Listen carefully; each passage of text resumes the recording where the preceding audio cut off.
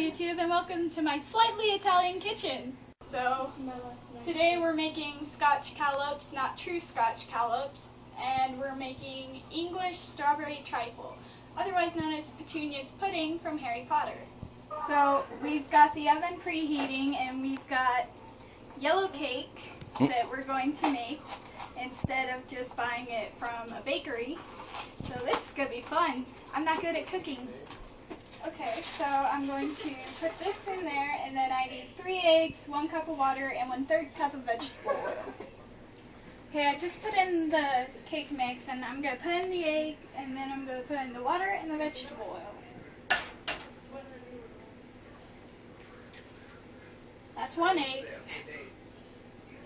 So we've got our 1/3 cup of oil, and you want to make sure that you measure it out as close as you can to the exact number. Otherwise, it's going to taste really bad because it's going to be really sticky and gross. Okay, so we've got exactly 1 cup of water. Now we're going to add that in. Oh, that's a lot of liquid. That is a lot of liquid. Oily cup, too. And now we're going to mix it up and see how it turns out. So we're working on breaking up these little chunks in here. I don't know if you can see them, but they're everywhere. Little ones shouldn't hurt too much. But it's pretty much ready to put in the pan, so we're going to put it here in the pan in just a minute. We've got a little pan here because I can't find a big cake pan, unfortunately, so we're going to have to do this in layers. So we've just finished getting out as much of the little things of, well, dough and not dough, but the mixture as we can. So we're going to add our first batch to this little pan. I'm going to lick that later. And we're going to add our first batch, and then we're going to pop it in and see how it goes. So we've pretty much just finished adding it to a pan. I'm just going to even it out here a little bit because I'm obsessive compulsive like that. And yeah, I'm totally going to lick these here. Yellow cake is really good. Okay. And the oven's been preheated for like the last 20 minutes. So, even though the pan's not hot, I don't want to burn myself.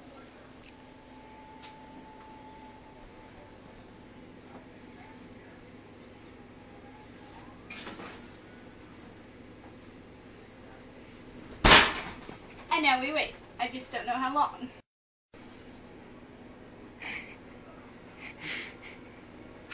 So, it's looking good.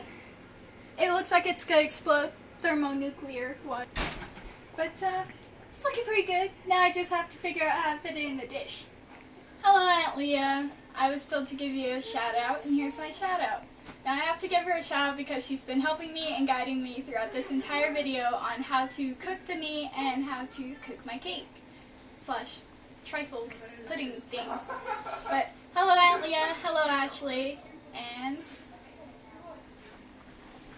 alright, so my cake has just finished baking according to the indicator on the oven. Don't burn me, don't burn me, don't burn me. And yeah, it looks pretty good.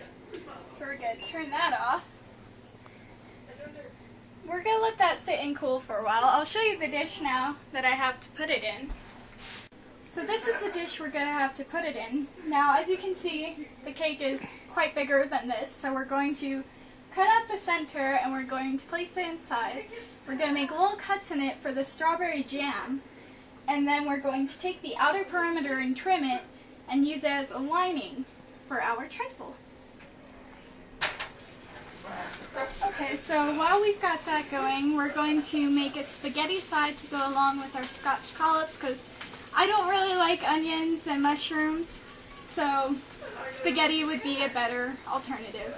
And we have the sirloin strips, and they are marinating in an Italian dressing, so it should all go together pretty good. So, our options for the pasta were thin spaghetti, thin spaghetti or thin spaghetti. So now, I don't know how you guys like to cook your pasta, but I can't really wait for water to boil. It takes too long, so I just like to right in the pot. Okay, so we've just got done cooking the spaghetti side, and instead of having custard, we're going to be using vanilla pudding as the filling for our lovely little English strawberry trifle. So we're going to take out the sirloin strips and put them in the broiler. Okay, now they're really tiny because they're 1/8 inch cuts. Very tiny, but ooh, look at that. That looks good.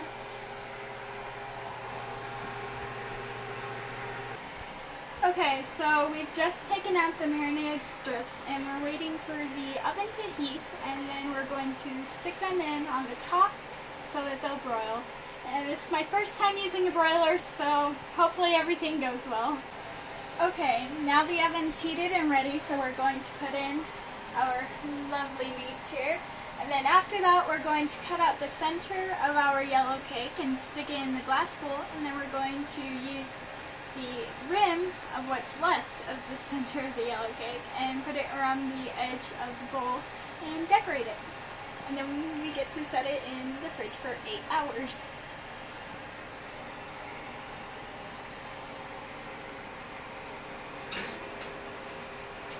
Lining the bowl here with whipped cream so that hopefully it'll stay in place.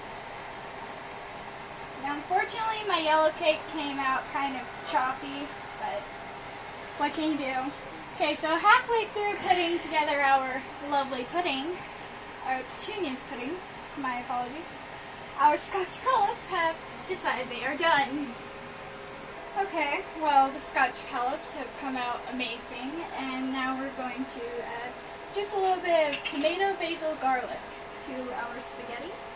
Just right over the top, just like that. And now it's on to the taste testing.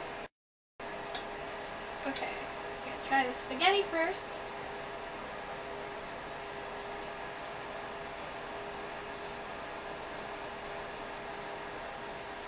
Pretty good. Now it's on to the Scotch collops.